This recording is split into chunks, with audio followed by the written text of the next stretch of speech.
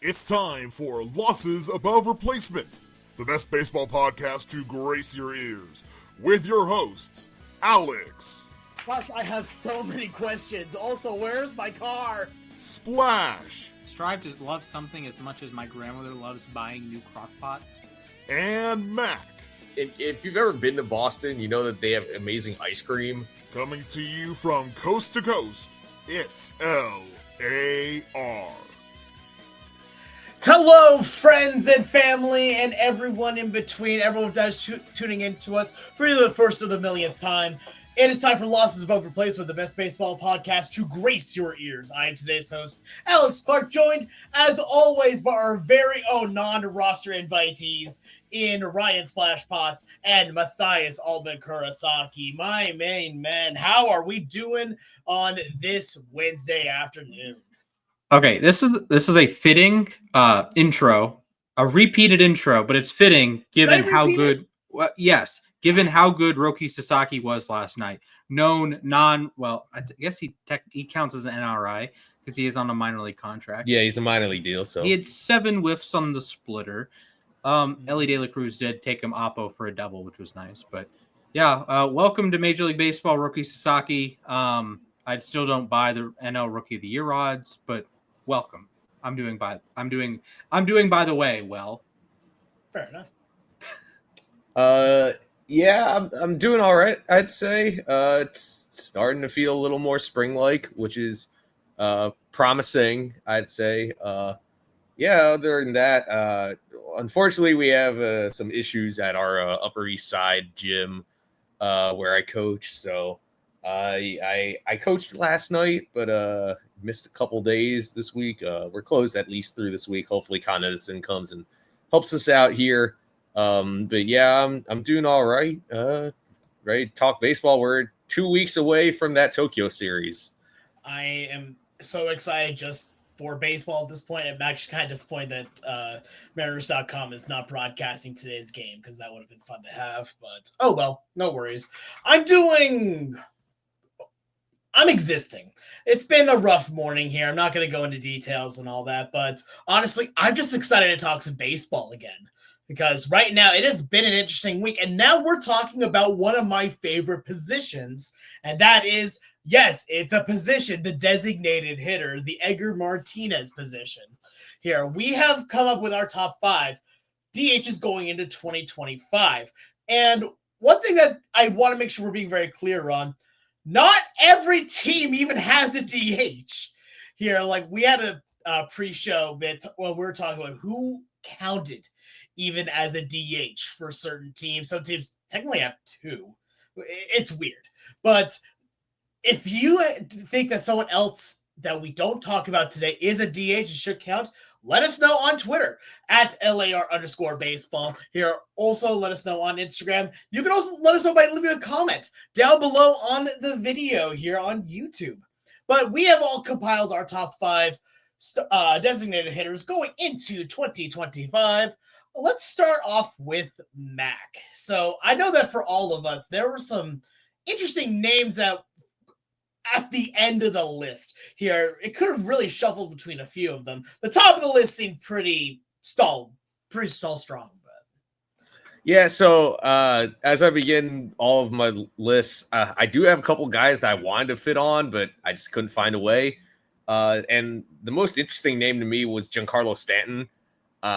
Man, just let this guy play a full season healthy just one more time. We know how great he can be. He tears the cover off the ball, but he's also probably one of the most volatile hitters in baseball, maybe the most volatile hitter, just the way he destroys baseballs, but also like he can barely move. He swings and misses a lot. He strikes out a lot. But when he makes contact, the ball goes really far and is normally hit with a very high exit velocity. So he's a guy I had to leave off. I also had to leave off Jock Peterson. It's kind of tough to judge platoon bats, and that's exactly what he is. He does not hit lefties. He's mainly just a platoon guy. And Christian Yelich was another tough omission for me. It's still unclear if he's actually going to be a DH, but it looks like it's going to be given his ongoing back problems in the Brewers outfield defense. But my number 5 is Kyle Schwarber. I'm a big Kyle Schwarber fan. I wish he wasn't in the National League East. But he's just an absolute masher. Another guy who hits the ball really hard. He's basically the poster boy for the 3 true outcomes type of hitter. He'll walk. He walked 15% of his plate appearances, struck out close to 29%. But he also hit 38 homers. So he led the league in walks. He scored 110 runs, which is a career high. He bats at the top of the lineup. Because of Bryce Harper playing first base, he gets the DH spot over Nick Castellanos. And he's a masher. And last year he actually put together more of a complete season. If you remember in 2023, he batted 197. Last year he hit 248. And his OPS was up to 851. So he's 30 to 40% better than league average, it feels like, every year, especially when he is able to hit around 250. So Schwarber's my number 5. Yeah, I'll go next here then. I have a few honorable mentions. I also don't have Stanton on my list. I want him to have a full season because when he is healthy, is one of the most exciting batters to watch, because you know that it's like a firework, right? It's not always going to be perfect, and that wait for when it finally goes off is agonizing, it feels like at times. But when it goes off, oh, it's a bang. Also honorable mentions here to, like you said, Jock Peterson. I also don't have Schwarber on my list. I really thought about putting Schwarber on. He actually was my number 5 during the original pre-show, and I think I ended like 5 times during that time. So my number 5, I did put Yelich on my list. I think that Yelich, his huge season that he had last year, does warrant him at least being on the top 5 here. If he didn't have all the health problems, honestly, I probably might even put him higher. But at this point right now, I need to know, can he stay healthy? And I think that his ceiling is a little bit higher than Stanton's right now. But that's, again, just purely because I trust him to play more than I trust Stanton to play a full season, which, don't get me wrong, both of them have their injury history and injury problems going into 2025, but I'm giving the slight edge to Christian Yelich. I think this might be a record. If memory serves, this is the 7th consecutive player that Mac and I have had in the same location. Number 5 designated hitter is, of course, Kyle Schwarber. Last year, there was a weird platoon split that Kyle Schwarber had. Yeah. There's actually 2 of them. I'm going to highlight one. Small one. He was better away from Citizens Bank Park. Like Citizens Bank Park. You guys are familiar. This is Hitter's Paradise. Yes. Like all of the home runs, all of the hits. Kyle Schwarber hit better away from Philly. Number 2. Kyle Schwarber, known left-handed hitter, hit 300 against other lefties. I don't have words. Like it wasn't not a guy you'd think of, right? It wasn't like a small sample size. He had like several hundred plate appearances against lefties, and hit 300. There was a 389 BABIP. I don't think that's exactly likely to continue. He does hit the ball hard, so the BABIP's going to be a little higher. The fly ball profile that doesn't lend itself to a big BABIP, but yeah, Kyle Schwarber hit 300. It was against lefties. It was a very bizarre season. Again, 38 homers, drove in 100 runs for the third year for the second year in a row. Scored 100 runs for the third time as a Philly. 197 strikeouts. That's not great. And I see people like you complain about that, rightly so. 106 walks, that you'll take that. 60 total extra base hits, you'll take that. He has a 129 OPS plus with Philadelphia. That's great. And when you don't play him in the field, it's even better, right? And this was his first full year as a DH. He was a left fielder in 22, and then in 2023 he was like forced to be a left fielder with the Bryce Harper injury stuff. But yeah, just not the guy you want to face in the playoffs. He's usually really good. Last year he didn't happen to be very good. Yeah, only went 2 for 16. Yeah, but career 906 OPS in the playoffs. And we've talked about it before. I like to point this out with Ronald in particular, but being able to start the game off with a home run is a big middle finger to the other team. Kyle Schwarber is perhaps the best at doing this. Didn't he break a record for leadoff homers this year? I believe he did. I want to say he did. I'm not sure. I can't. Like most in a season. Perhaps. I don't think it's not the most homers out of the leadoff spot. Ronald had 41 the year before. But I could look that up when we're done. But yeah, Schwarber's my number 5. And I'm going to transition to my number 4. Just for the sake of staking here, imagine telling someone even 20 years ago how many designated hitters finished the top 10 in MVP voting. I'm going to go with one of them, and that's Brent Rooker of the Oak. I got to pay. The A's. They're just the A's. The A's. The logo here, but I have Brent Rooker here. Massive season at the Coliseum, big time power, and a more well-rounded profile than one would imagine. Actually, if we recall, the A's had a look ahead to their Las Vegas stadium, and they said Brent Rooker would hit around 300. And Foolish Baseball made a post that there's no chance, right? And Brent Rooker hit 293 last season. And I know that's not 300, but when you hit 39 homers, you drive in 112 runs, you even steal 11 bags, it counts to me. A 165 OPS plus, that's great. Finished 10th. That's insane, yeah.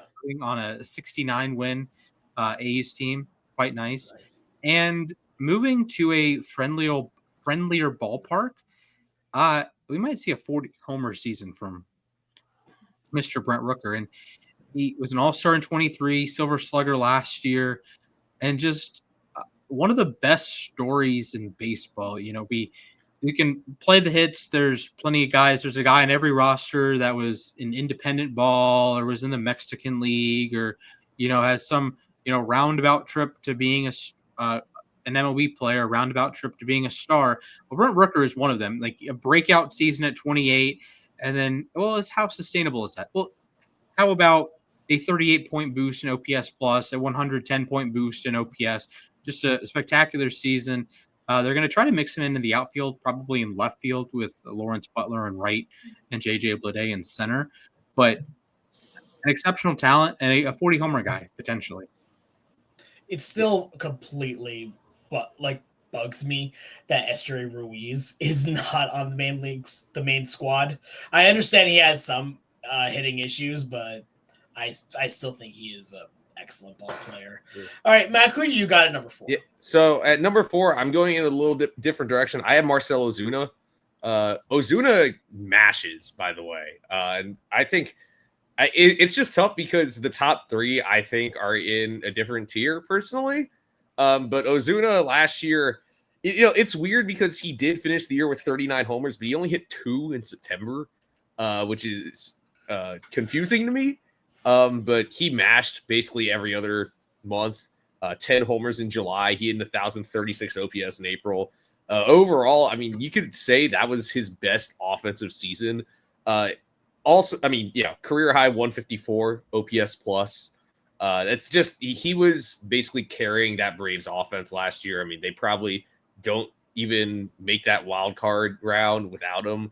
154 WRC plus to boot. He hits the ball really hard. It's crazy because this is a guy who was a Gold Glover when he was on the Marlins.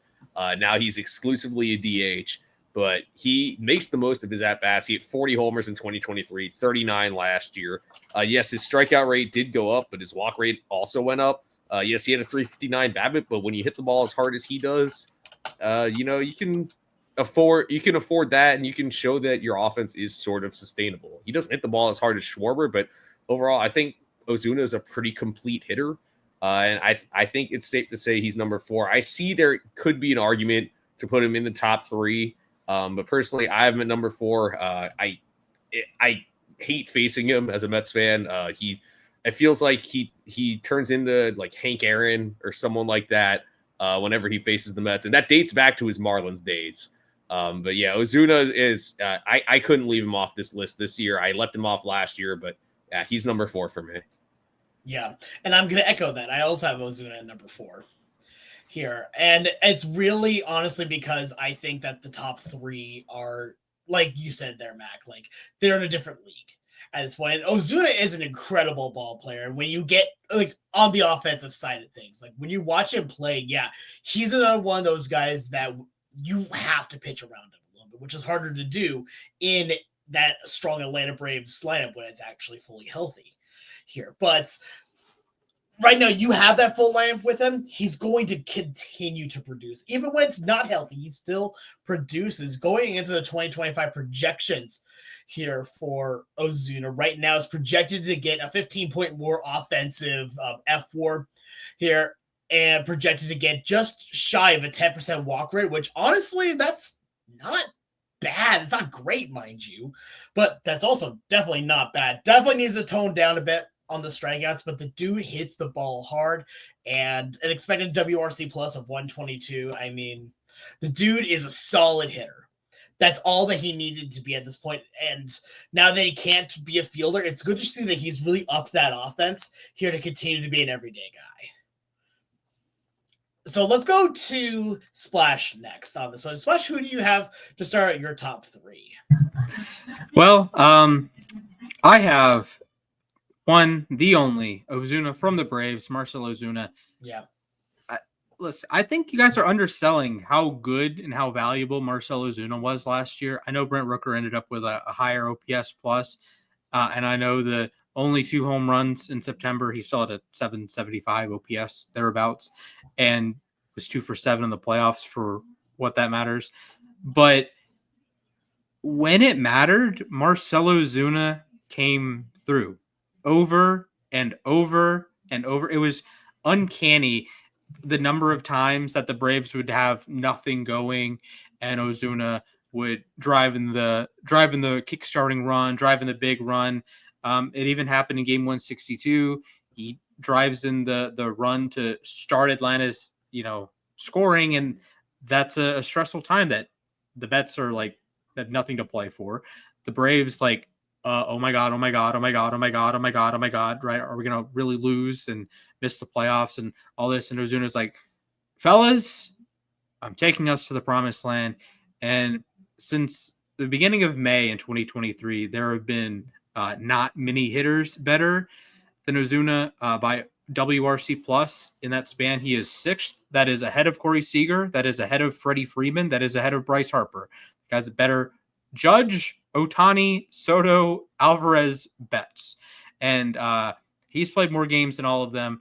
He has, 1,200 plate appearances in that stretch, 77 home runs since the beginning of May. He even stole a base last year. One of the highlights in an otherwise pretty sad season. Stole third, bad throw, takes home. So great play there. He's hit 300 in that stretch. He's a very complete hitter. He's a guy that, I don't know if he hits 300 again, but he can run a pretty reasonable batting average in this day and age. He hits for power, 39 home runs last year, which is ironically down from the 40 he hit the year before, but very, very concentrated, like May 2nd to like August 31st. That's 75 home runs, essentially. I get the stats aren't quite as good as Rooker's, but there's a reason he finished 4th in NL MVP voting. There's a reason that heading into June, I was advocating for him as the most valuable player in the National League. And of course, Ohtani ran away with it, so it didn't end up mattering, but just an insane season. And this could be his final year as a Brave, the ups and downs of a wicked 5-year deal. But this could be his final year as a Brave, and hopefully he plays all 162 games again like he did last year. I didn't even realize that. That's I couldn't remember if he signed a 4 or 5 year contract. That's the thing. It feels like he's been with the Braves for like a decade. Yeah, this is entering year 6. I remember he signed that 1-year deal in 2020. And then, inked a longer term deal. I'll go right ahead then to my number 3, and I have Brent Rooker.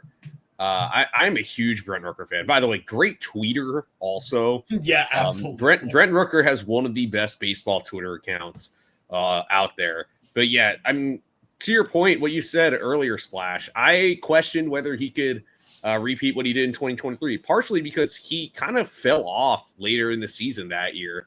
But last year, I cannot believe he got left off the All-Star game rosters because he had over a 900 OPS at the All-Star break, and he maintained that in the second half of the season. But in a lineup where he didn't have much protection, and I think the A's lineup is going to take another step forward this year. They actually don't have a bad offense, but a 164 WRC plus will play wherever you are, but especially in a lineup where you don't have the best protection out there.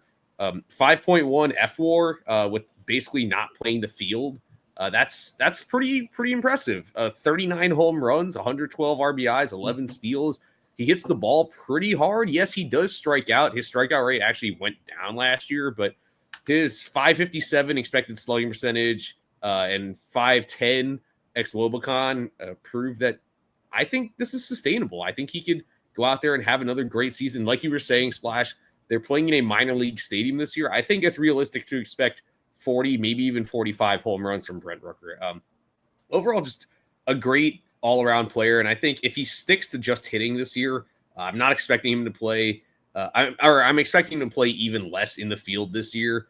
I think it's realistic to expect another big season. He's going to be a big piece to that A's lineup, who, like I said a second ago, I think they're going to take another step forward this year, and they actually could surprise some people. So I think Rooker's my number 3. I think that 10, 11 point gap in OPS plus and WRC plus puts them ahead of Ozuna.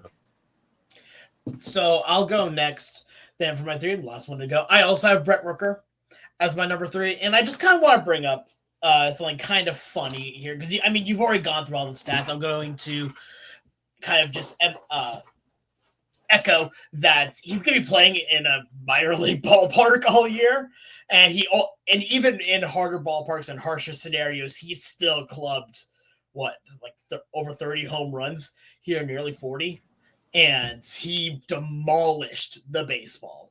Like, the one funny thing I'm going to bring up here is that a couple of years ago, I believe it was, the Oakland A's at the time unveiled their design plans for the Las Vegas A's stadium and had a scoreboard in the top right-hand corner here. And on the scoreboard here, one of the players on it that showed there was Brent Rooker here. And the comments that everyone were flaming it, saying there's not a chance he is still an A at this point, because we know that he's hitting 303. Yeah. And well, now he just got extended. So I guess that argument goes out the window. But no, I think that was a good contract. Yeah. The only reason why Brent Rooker is not higher is because players 1 and 2 on this list are just simply on another planet. And I'll go into that then with my number 2. I have one, Yordangus Alvarenzo. It's Jordan Alvarez.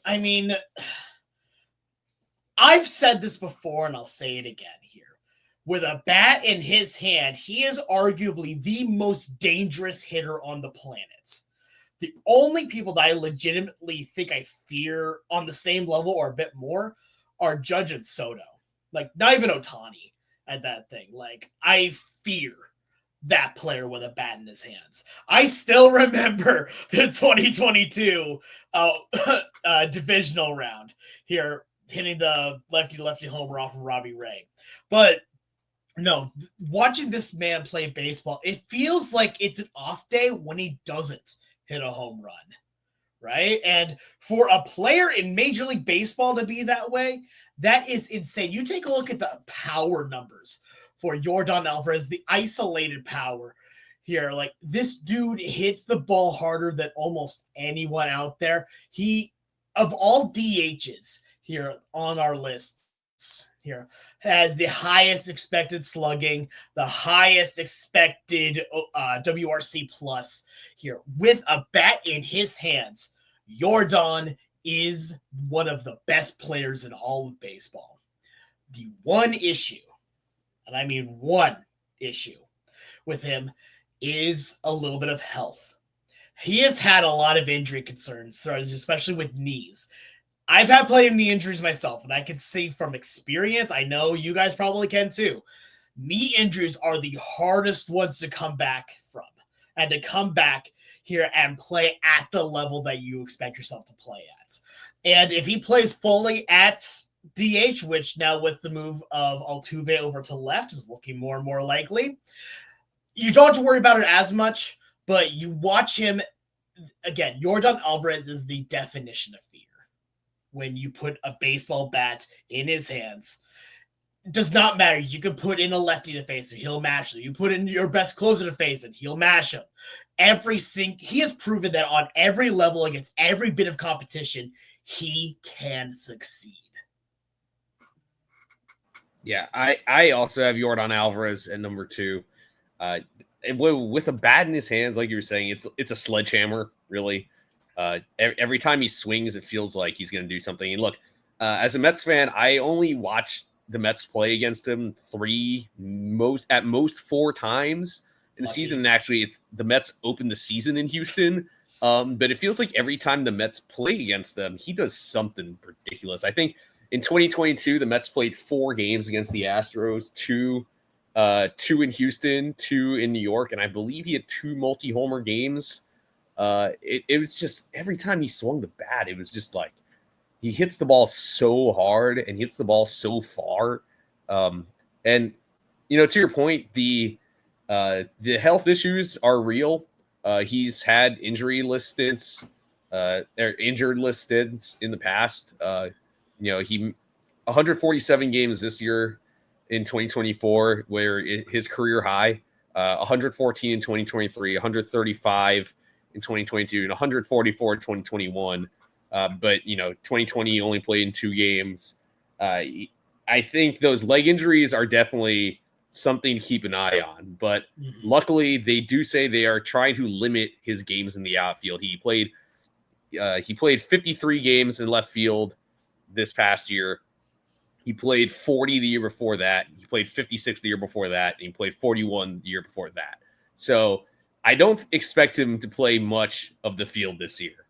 And I think that's going to help his offense significantly. Like we said with Rooker, the more time you are able to keep him off the field, I think the more productive he's going to get. He's a guy who doesn't strike out a lot. He walks at a decently good rate. He walked in 10.9% of his plate appearances in 24. That was a bit lower than 2023 and 2022, but his 15% strikeout rate was the lowest it's been over a full season. So he tears the cover off the ball. I think it's perfectly reasonable to now that he's going to be a full-time DH, it's reasonable to expect him to hit 40 home runs this year. I could even see him hitting more. The only tough part is going to be he doesn't have Kyle Tucker or Alex Bregman around anymore. So we'll see how carefully pitchers are with pitchers pitch to him. But yeah, he's number 2. And the only reason he's not number 1 is because number 1 is on his own planet. I want to say one thing real quick before we go too much further here, because I just thought of an analogy I want to use here. For anybody that has ever played like D&D or any tabletop role-playing game, anything like that, the best way to describe Yordan Alvarez is the GM just basically said that the big bad guy is charging out their main attack and then just starts rolling dice. That fear and that intimidation, that happens every single time he steps in the batter's box. Nay, every single time he swings the bat, you hear the dice rolling. You're like, oh no, what is about to happen? Please miss this. Please miss this. That's what it feels like going against Yordan Alvarez. And as a Mariner fan, I see Yordan Alvarez quite a lot.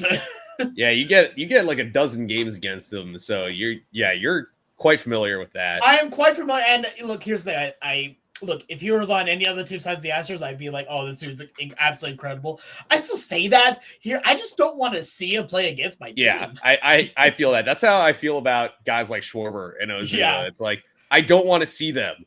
Like, it's just... I don't want to see them when my team is up by 1 run and the bases are loaded.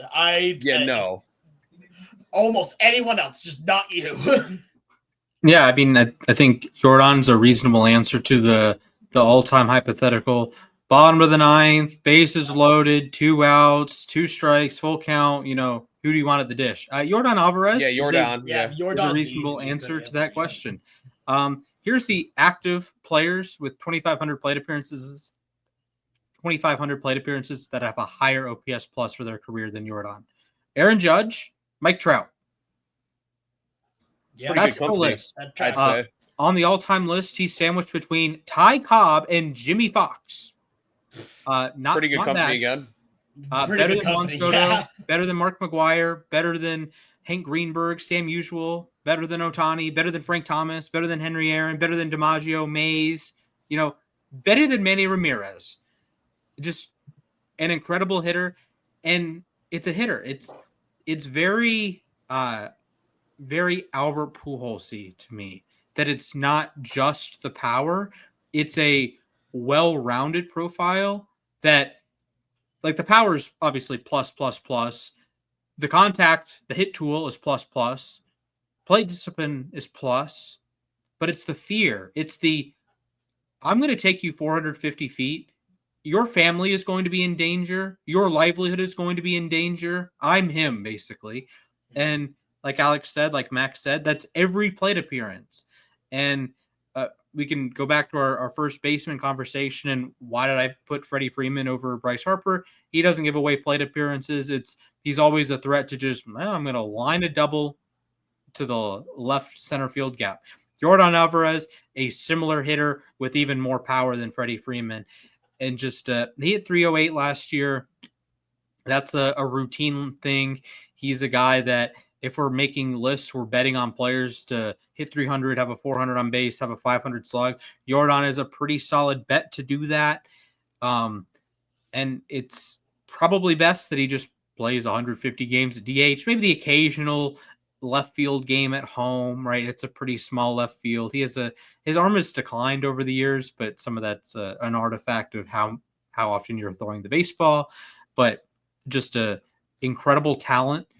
And for a DH, he's received MVP votes 3 years in a row. He was third place in MVP voting in 2022 as a DH, right? He's not bringing defensive value. He's not bringing, like, he's going to play left a little bit, but he's not like a full-time left fielder or anything, but just an extraordinary player. And that'll lead us to my number one. For the first time, actually, I have Shohei Ohtani at number one. I've had what? I had Alvarez ahead of him the last 2 years. Well, no, I'm surprised you put Ohtani at number one. I thought, it's actually Connor Capel. Yeah, that's what I was thinking. Yeah. No, guys, Mitch Garver. What are you guys talking about? It's going to be Jock Peterson against lefties. I don't know. I think Ohtani's all right, but like, over under 5 plate appearances for Jock against lefties this year. I'll go a couple over. Okay, like I don't know. They're really probably going to try to platoon him. Yeah. I'll go over on that. Yeah. Ohtani is the number one DH. He's led his league in OPS plus each of the last 2 years. He's been an OPS over 1,000 each of the last 2 years. Last year, he stole 59 bases, which is just preposterous. He was plus 10 base runs on Baseball Reference. And we've talked before about like how DHs accrue WAR. And I'm sure we can find in the annals of history how Alex hates WAR because it hates Edgar or something to that effect.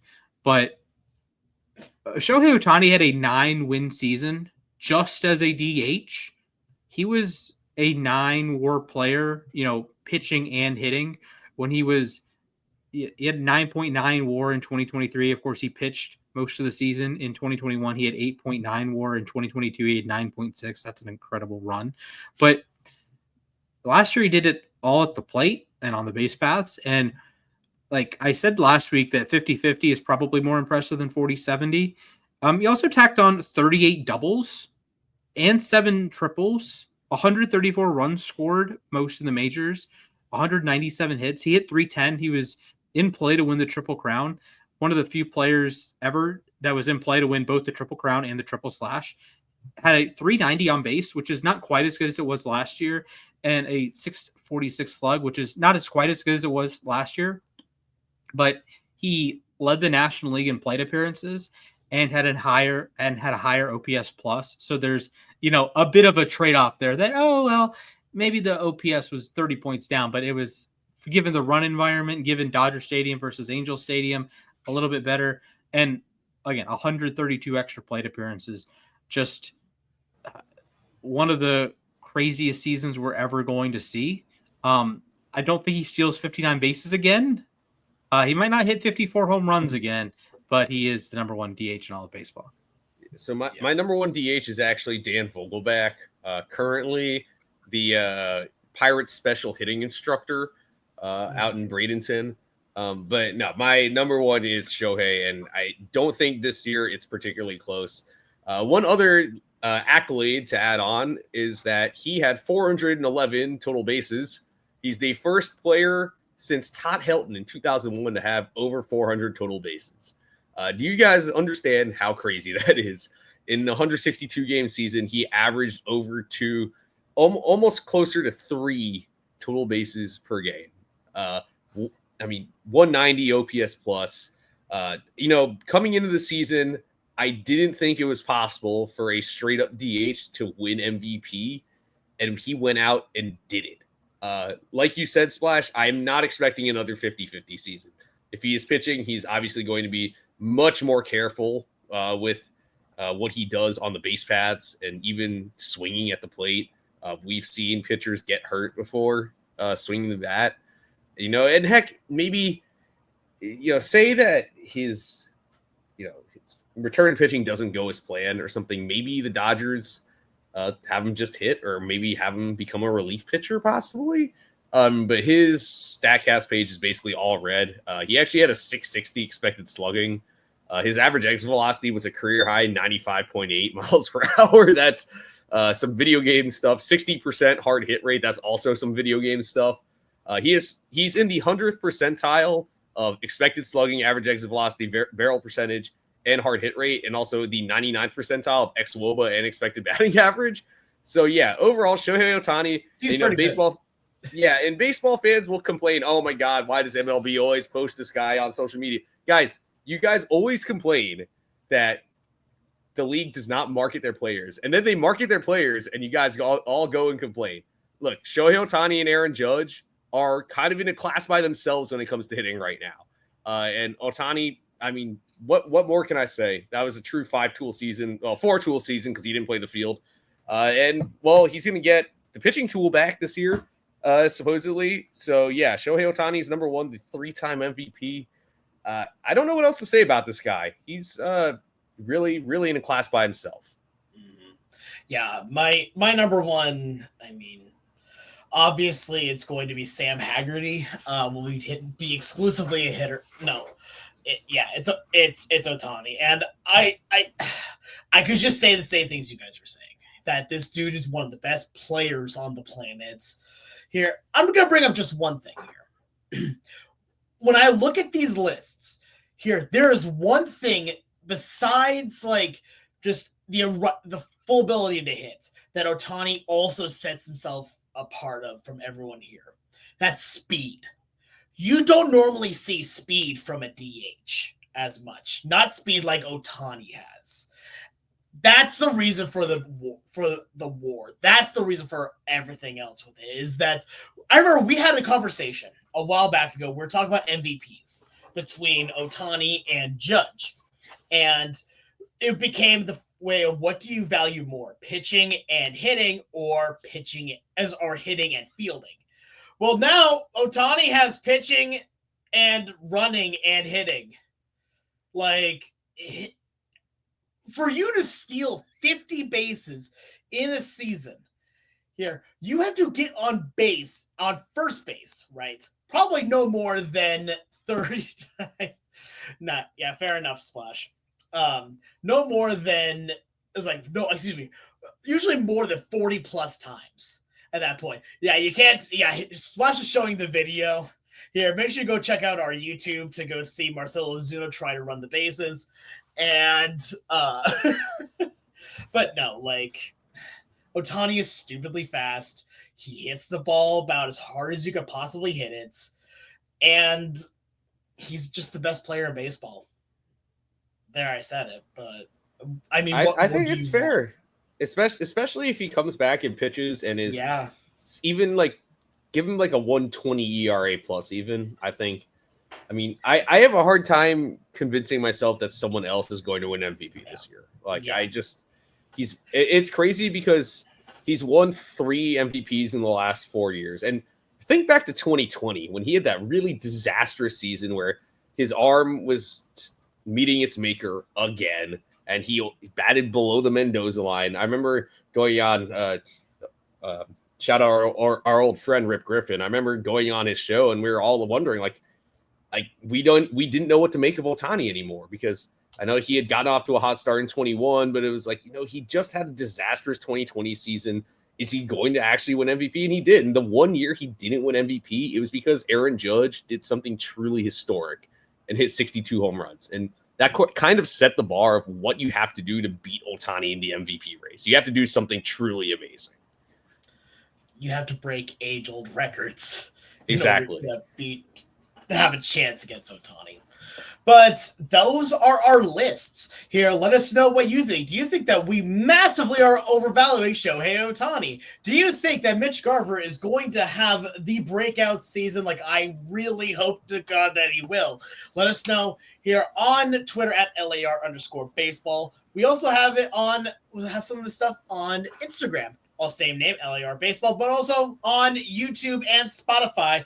Let us know what you think. We want to know if we completely forgot or are we completely undermining such incredible DH names here as Chris Bryant and Pavin Smith. Jesse Winker.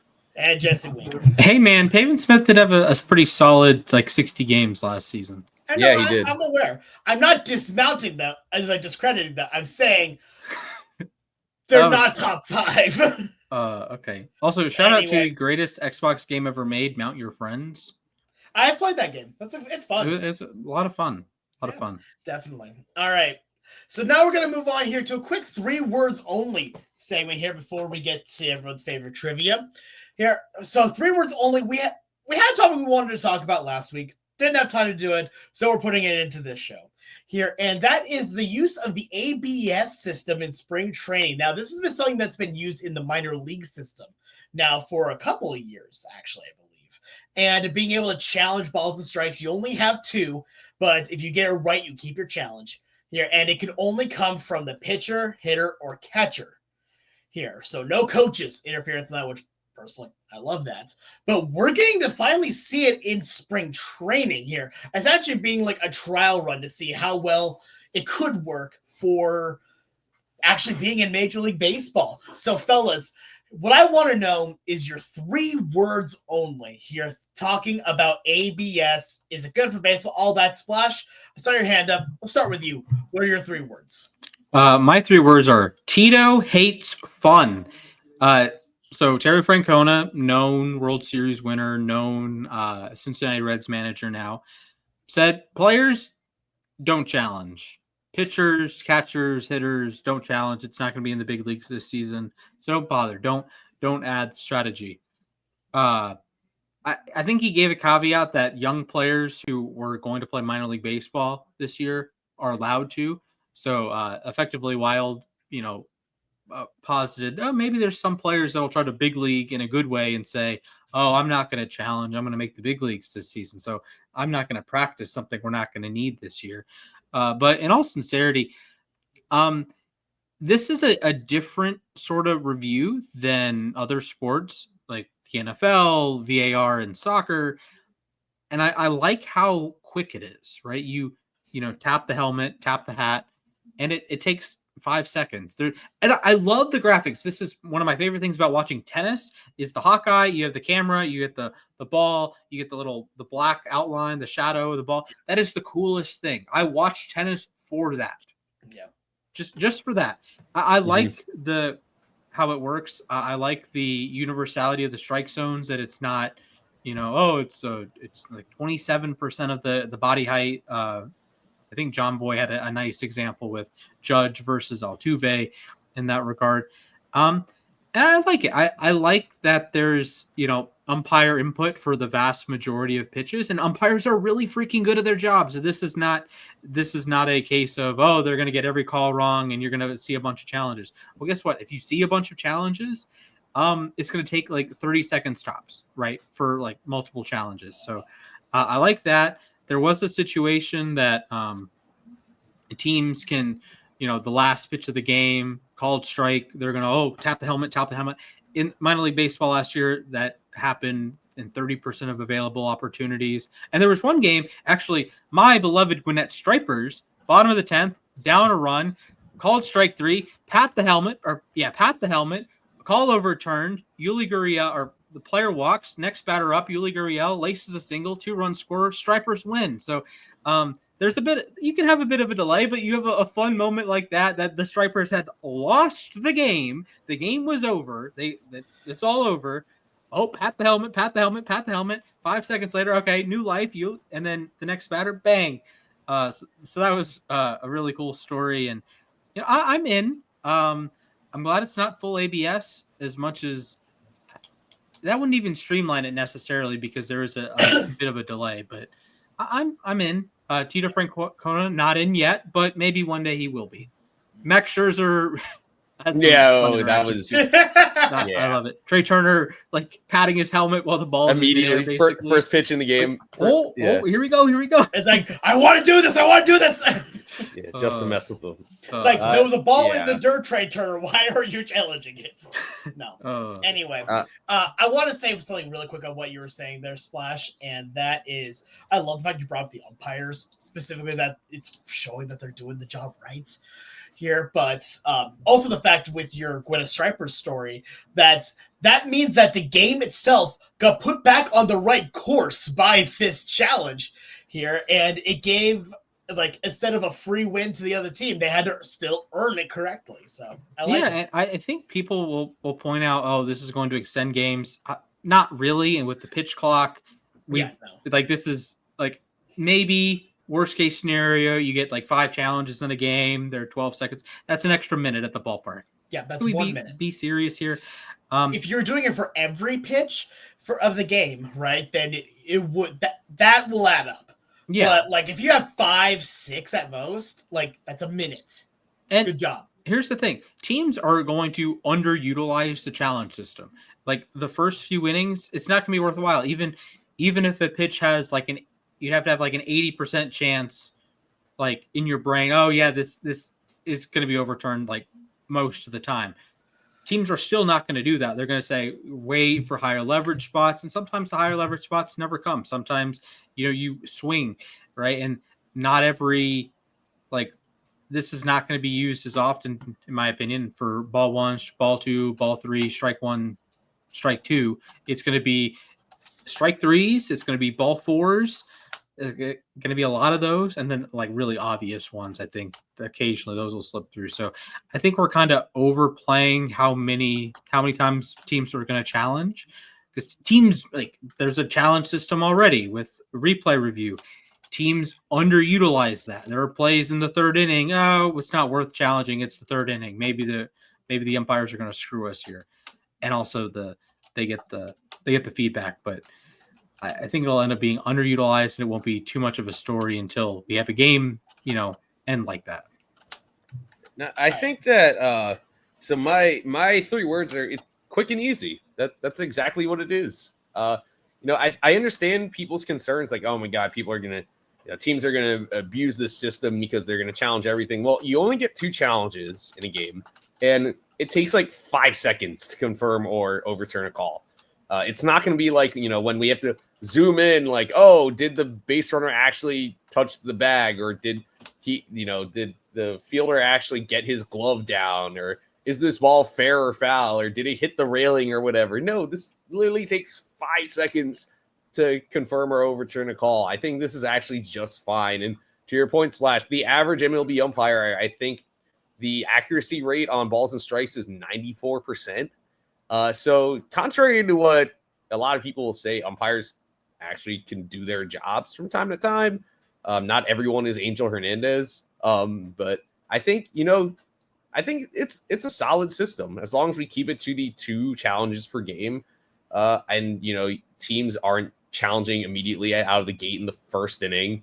I think it's going to be a good system, and I'm curious to see when this does make it to the majors, because they're already doing it in the minors. And I think people in the minor leagues will tell you it's a good system. So yeah, I'm a fan. I'm a fan as well. And that's coming from a guy that umpired for over a decade. I actually love this, because one thing that umpires, people think that umpires are divas, and some of us are here, but legitimately we just care about making sure that the game is played. And we want to make sure that we are being arbiters of a fair game. So my 3 words are proves umps right here is that, like you said there just a second ago, most of the challenges fail because the ump got the call correctly. I believe they said right now the terms that about 80% have failed here, which is like, wow, that's a number. Okay. Which, I mean, don't get me wrong, right? Like, it's not that, and I hope I'm wrong. I just remember hearing this somewhere. But at the same time, I love this because it's making players really be a lot more accountable about what they think is a strike or a ball compared to what it actually is. Plus, on top of it, one thing that I love that it's showing more of is that the strike zone itself is not a two-dimensional object. It is a three-dimensional object. That if the ball ever touches that three-dimensional object, it is a strike. And that happens a lot with the ABS. It doesn't show fully in that 3D system, but you can see it from especially hitting like the little bits of the corner or hitting the little bit of the top. So yeah, ABS, it proves umps right. So from some data at the minor league level, MLB experimented with three challenges per team per game, and they had 1 year with 3 and 1 year with 2. 3 challenge games had 5.8 challenges per game. 2 challenge games were 3.9 challenges per game. And for fans at AAA games, 71% said the optimal challenge is 4 or fewer for the whole game. Last year in testing, calls were overturned 51% of the time, so about 50-50. I was talking about like this was in spring training. Okay. Okay. Yeah, I wanted a larger data set there, but no, I appreciate you fact checking on that. Yeah, no, I do because I can't speak to the spring training data, and it's not in every ballpark, so not every team. Yeah. And there's going to be sort of some pitchers like Max Scherzer, like okay, whatever. But I would imagine Bowden Francis, if he's like, oh, I'm going to challenge this. I'm blanking on is it still Charlie Montoya, or did the Blue Jays get a new manager? No, Montoya's still the manager. Okay. Charlie Montoya might have a hemorrhoid if Bowden Francis challenges a call, but if Max Scherzer does, like it's okay, whatever. He probably knows the strike zone pretty well, I'd imagine. Yeah. Although Alejandro Kirk kind of burned him pretty bad the other day. That was another funny moment. But it'll probably be it'll probably be catchers, and it'll probably be hitters trying to overturn strike threes and overturn ball fours. So I'm excited for it. Mm-hmm. All right. Well, let us know what your guys' opinions on ABS are. You can use 3 words if you want. I would recommend it because it's a fun little exercise. Here, you can do it here on Twitter, Instagram, on YouTube, all that fun stuff. But now, guys, it is time for trivia. I will be doing trivia today. And, we've been talking about guys that have video game numbers, right? Like Ohtani, like Yordan Alvarez. Well, I have currently open to my right here MLB The Show 24. Now, with MLB The Show 25 coming out in, I believe it's like 10 days, something like that. Really close. By the way, big fan of MLB The Show here. It looks awesome this year. But I wanted to have a little challenge for you guys. There are a grand total.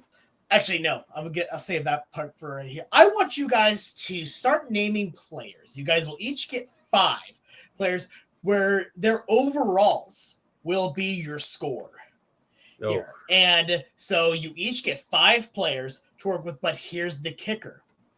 You cannot use 2 rules, kickers. You cannot use anyone that is not a diamond live series.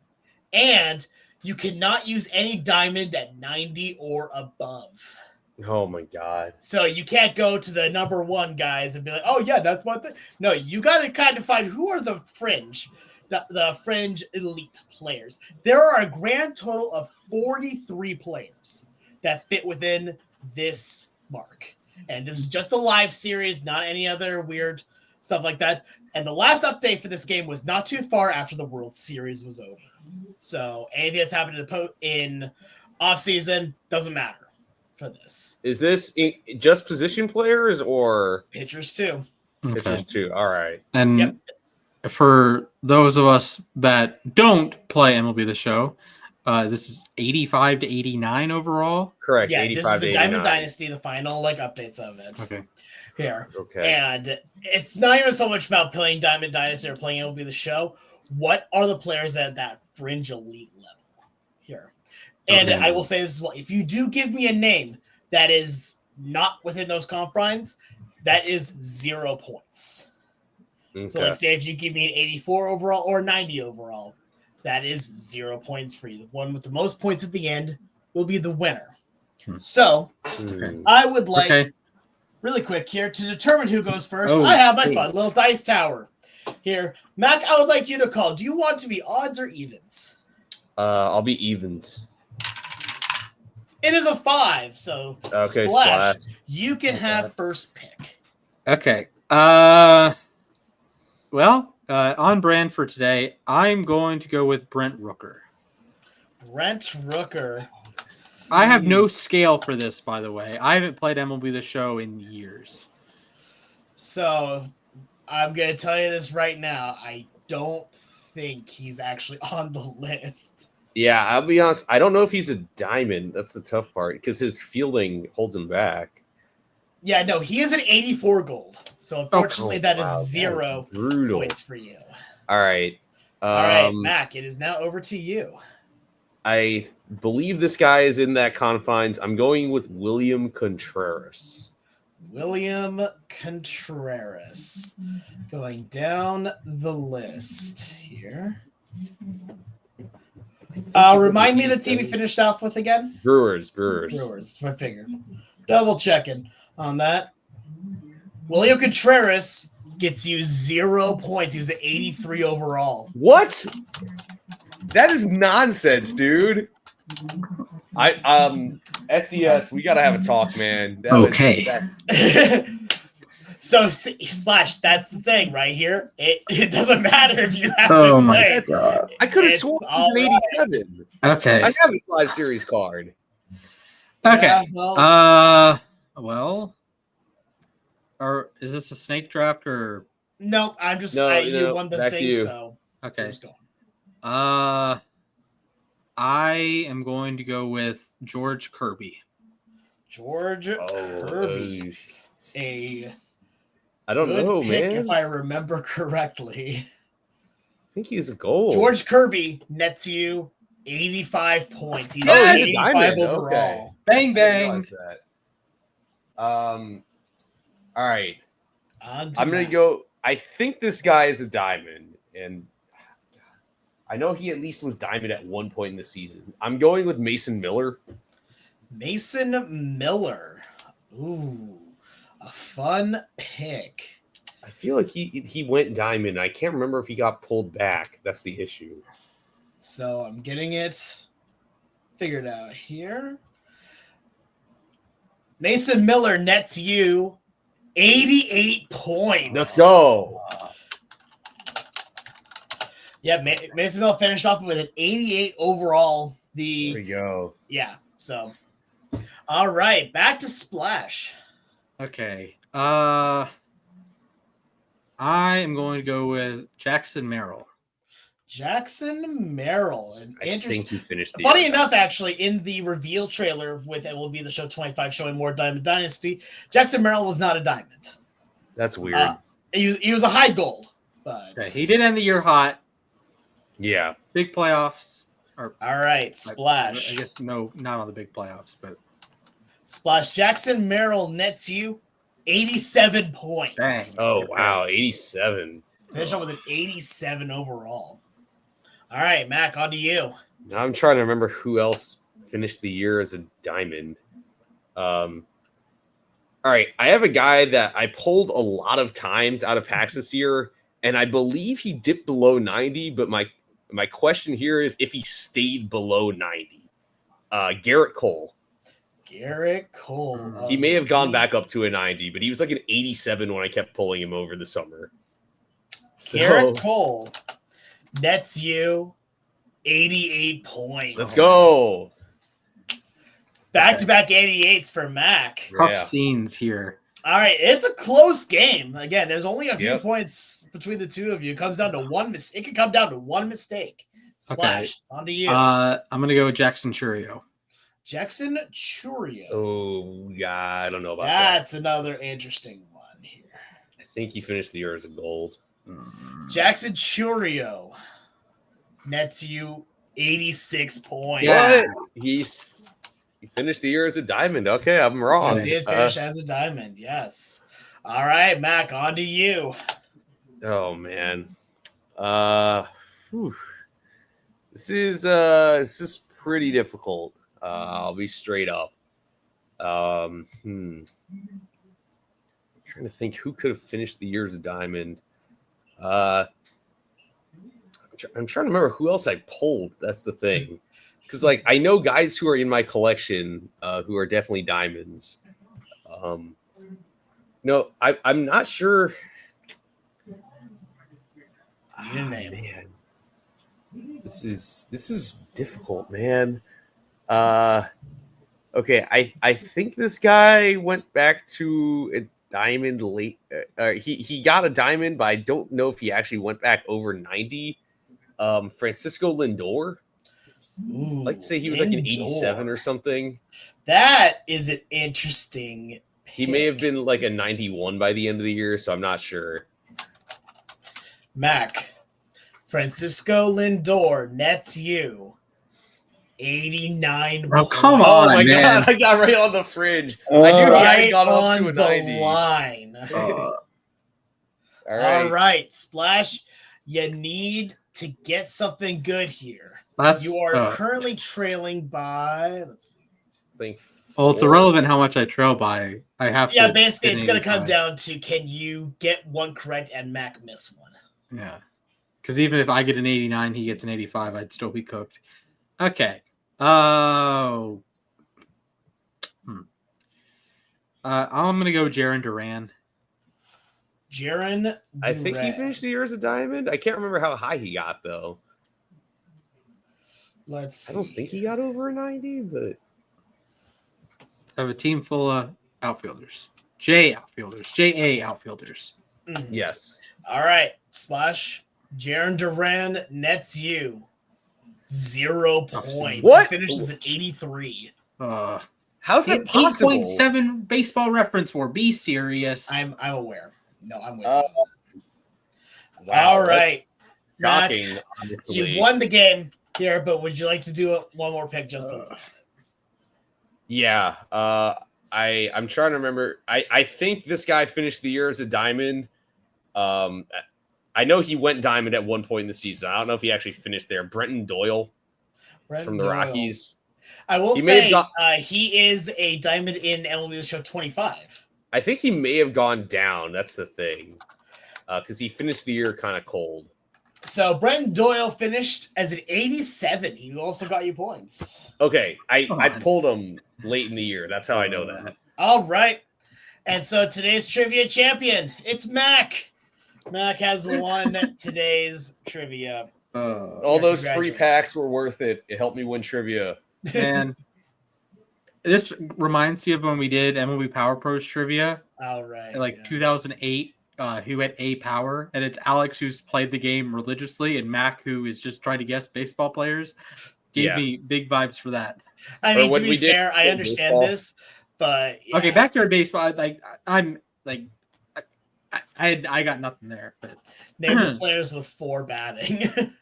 Yes. Well, yeah, I remember just because backyard baseball, I did you guys separately when I was still in grad school, and so like Splash did one episode, and then the next episode was Alex. So like we got to compare results. I remember it actually was closer than I thought, if I'm not mistaken. I think I won that, but you did win it. But that's what I had a big negative or something. Yeah. But yeah, that was a good one because it made me think on who actually like completed the season and did well. Yeah, that was part of it. I will say as well, the Rockies did only finish with 1 diamond, and it was Doyle. Okay, yeah, I figured as much. So I can't believe so did not a single catcher finish as a diamond? Because I think Cal was actually, an 84. That's a good question. Let me check. Yeah, I think Cal got up to like 83 or 84, but didn't get to a diamond. So No, there were 3 catchers that were diamonds. Will Smith finished What? at 87. Adley Rushman was an 86. Yeah, that he should have been a 66. Agreed. And By the end of the year, Yair yeah. Diaz finishes at 85. Our hero. Our Want to know the 3% biggest walk crime though team. about it? The best catcher in baseball, Cal Raleigh, was an 81 overall, barely a Right. gold. I remember because it's tough with these ratings is that they weigh like a whole bunch of attributes, and like Yainer Diaz is a great hitter. He doesn't do much fielding wise, but there's so many hitting attributes that like he ends up being a diamond overall. Oh, this is why like Michael Harris is a top 5 player by our graphic cards. Yeah, pretty because much. they're like exactly his skills. But if you added like plate discipline, he'd be like last. Yeah. That's the thing is that like I think they nerfed Cal's contact and plate vision or something. Yeah. And like Contreras, they probably did similar things. I'm trying to remember because like Contreras at one point was my starting catcher with his live series card. I was not aware that he's a gold now. Yeah. But yeah. It's tough scenes. Anyway, with that being said, it's now time for our final segment, the moment to ourselves, where we talk about whatever's on our mind. It does not have to be baseball related, but it absolutely can be. Splash, I saw your hand go up. So if you would like to start, you're more than welcome to. Yes. All right, I'll count you down. Your time begins in 3. Oh, what's up? You can pop me up on screen so we don't have to back and forth. Yes, definitely. Okay. Your time begins in 3, 2, 1, begin. Hi, friends. I'm going to talk about LeBron James today. He scored his 50,000th point last night when you combine his regular season and playoff numbers. 50,000. If you combine the careers of Magic Johnson and Larry Bird, all the points they scored, LeBron has more. If you combine Charles Barkley and Scottie Pippen, all the points they scored, LeBron has more. If you cut LeBron's career in half, 25,000 points on one side, 25,033 on the other side, he'd be 43rd all-time in scoring. That's ahead of Damian Lillard. That's ahead of Giannis. They're the next 2 active players who will cross the 25,000 point threshold. That is just incomprehensible. Just how many points LeBron has scored. And I know the minutes played, and he's taken the most shots. He's played the most total minutes. He's played the most total games. I get it. But in essence, he averaged 25 points per game for 100 games a season for 20 years. Now, the math there isn't perfect. He had years that he played more than 20 games in the playoffs and played, I think in 2018, I believe he played like 105 total games. So it's not perfect. There was a lockout season. There were years he did not make the playoffs with the Lakers and the Cavs. But 50,000 points.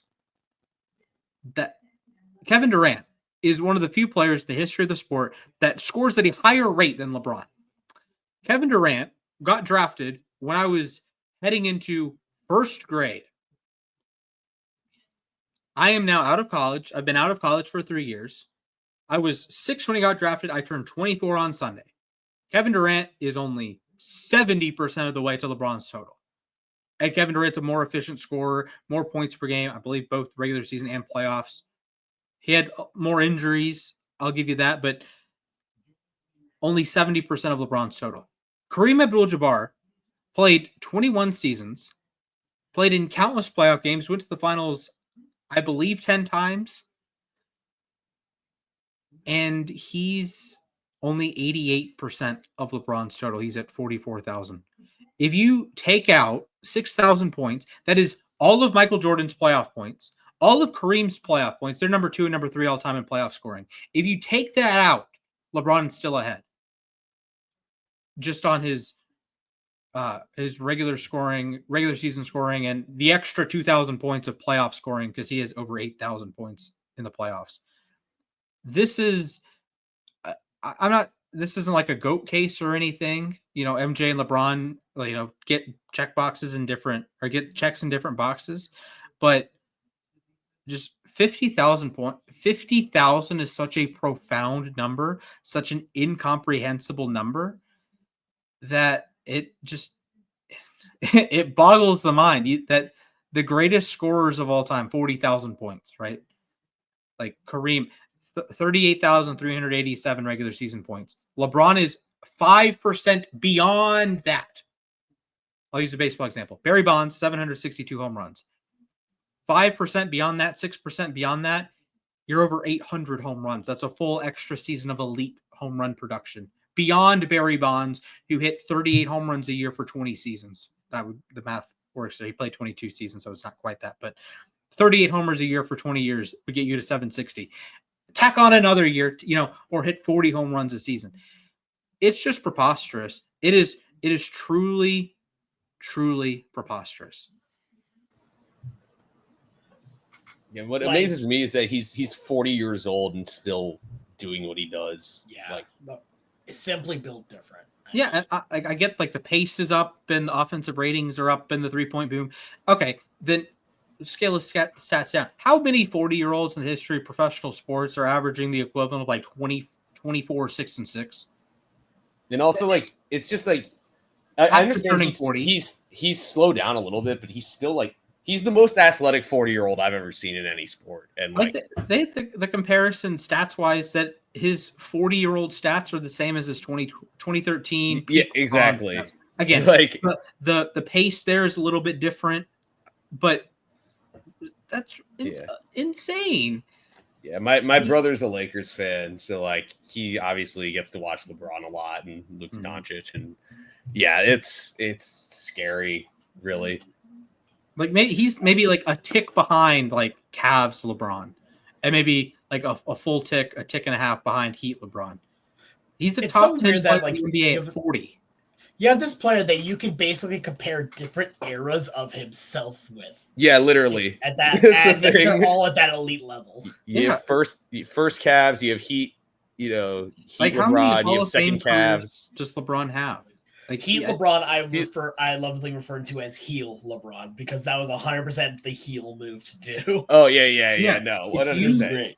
Could you split LeBron's career in 3 and have 3 Hall of Fame careers? I think a basketball Hall of Fame maybe 4, honestly. That's an argument that can happen. And that's, 04 to 09, you get an MVP, you get a finals trip, you get a scoring title. 10 to 14, obviously, you get 2 MVPs, 2 rings. Then 14 to 18, and then 19 to present. It's like it's like all right. Mac, would you like to go next, or you want me to go next? You can go. I'm doing a little thinking. All right, sounds good. All right, can someone give me a countdown? Yeah. Your time starts in 3, 2, 1, go.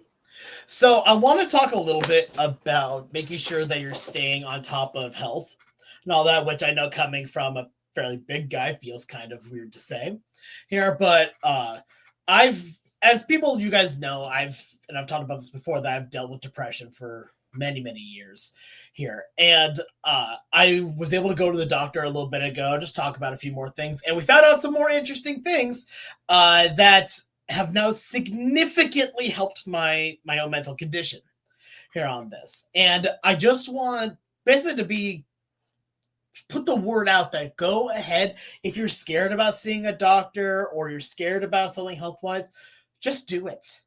Legitimately, find a doctor that you trust and put yourself first. That's one of the hardest things that a lot of people got to learn how to do, is to be able to put their health and put themselves truly first. And now that I'm finally able to start doing that, I can actually start to really feel like myself again. And I've definitely been feeling a lot better because we found out that after a little bit of blood work that there was one thing that was wrong, and now it's being completely addressed. And I'll tell you, I immediately have been feeling better, and I've not even been on the news for that long. Again, just make sure that if you feel something is wrong, don't ignore it. Get it checked out. The worst thing that can happen is that you have to get treatment going on something. Just get things figured out.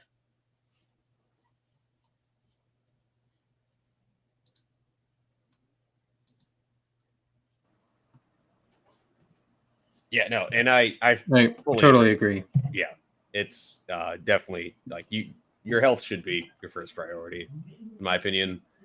So yeah, I 100% agree with you. All right, Mac. So you ready to go? Yeah, sure. Sounds good. All right, your time begins in 3, 2, 1, begin. Yeah, so Jose Iglesias signed with the Padres today. I know in the grand scheme of things, like if maybe you're like just a general casual baseball fan, might not mean much, but there's that saying out there about there's that bond between a baseball fan and some random utility guy who played on your favorite team. For kids growing up, maybe around my nephew's age, maybe a bit older, Jose Iglesias was that guy this year. He batted .337. He produced a pop song, a hit single that was basically the fight song for the team this summer. I have an OMG T-shirt from the game I went to this summer, the one where I met Brandon Nimmo after the game. Iglesias did a lot for the team this year. I understand it wasn't meant to be that he was going to come back with all the young infielders around the team, but I'm definitely going to miss having him around. He meant a lot to the organization, to fans. It was a guy that, just everyone vibed with. And, I hope he does well in San Diego. I hope he makes the roster. It's only a minor league deal. I wish he could come back, but I really, really wishing Jose nothing but the best. OMG. I almost wish he could just be a Met again. But yeah, Jose Iglesias, he may have only spent about a little more than half a season with the Mets, but he will never be forgotten. For me, that random utility player that I will love forever is Willie Bloomquist. Yes. Oh yes, Willie. Yes. Dude, yes. I love Willie Bloomquist so much. Willie Bloomquist is a legend. Yes. But with that being said, yeah, the end. It is truly the end of an era, and it was a very short era, mind you. Yeah, I was gonna say it was 90 games, I think. Exactly, but hey, I mean, an era is an era, man. You got the Grimace season, you got the OMG season. This year's bread. They were 10 games under 500, You look back in the history books of 2024, the Mets season is going to be split into two halves, Grimace and OMG. Yes. Yeah. And just realize what the heck happened, and yet it was a simulation, really. Anyway, that's going to do it for us for our show. Thank you so much to everyone for tuning in. Make sure you go follow us on Twitter and Instagram at LAR_baseball. Hey, we have MLB Power Pros graphics. We do. The graphics are awesome. Yep, they're back. The graphics are back. They look better than ever. And we actually have pictures this year. Yes. It's, again, major shout outs to Splash for these graphics. They look absolutely. They look very good this year. Legitimately, hey, if MLB Power Pros 2025 or 2026 wants to happen, we've already made the graphics. Like, we're good at doing that. Okay. They probably have like code, so they don't have to make these by hand. I mean, yes, but here's the thing: we want the game back here, and we want to be intrinsically related to the game. Yes. Mm-hmm. So this is fair. Anyway, we could be characters in the success mode. Please, or we could be the broadcast. We could replace Mia. That might be less interesting from a story standpoint, from a relationship standpoint. But hey, Konami, if you're watching, if you're listening, give us a cameo as like if Mia. Actually, here's the thing. So, some inside baseball. If you marry Mia in MLB Life, she no longer is the broadcaster. It just gets replaced by a random guy. We should be the random guys. Honestly, I'm okay with that. I'd be fine with that. Just have also in MLB Life, there are like the people that would send baseball cards in or all the kind of stuff. Yeah, we could be happy to be that. Anyway, I could play chess with you. I would. Yeah, I'd love that. Yeah, let's play chess. Let's go see a movie. Let's just go drive and spend $200 on gas. Some of those things are ridiculous. I mean, to be fair, it was ahead of its time. It knew the gas price was late. Yeah. Imagine how much eggs cost. Oh my gosh. Anyway, with all that being said, here's all. If you want to follow us individually, you can go follow me at the Sports Guy 242. You can go follow Mac at Mathias_A_K, and you can go follow Splash at Mr. Splashman19. It's on the screen here as well. You can also give us a like and a subscribe on YouTube. Here, we are really cranking out the content over there, posting a ton of fun videos over there. Make sure you go and give us a like and a subscribe. But from all of us here at Losses Above Replacement, I want to thank you all for tuning in. Have a great rest of your day. Stay safe, and I hope to see you all real soon.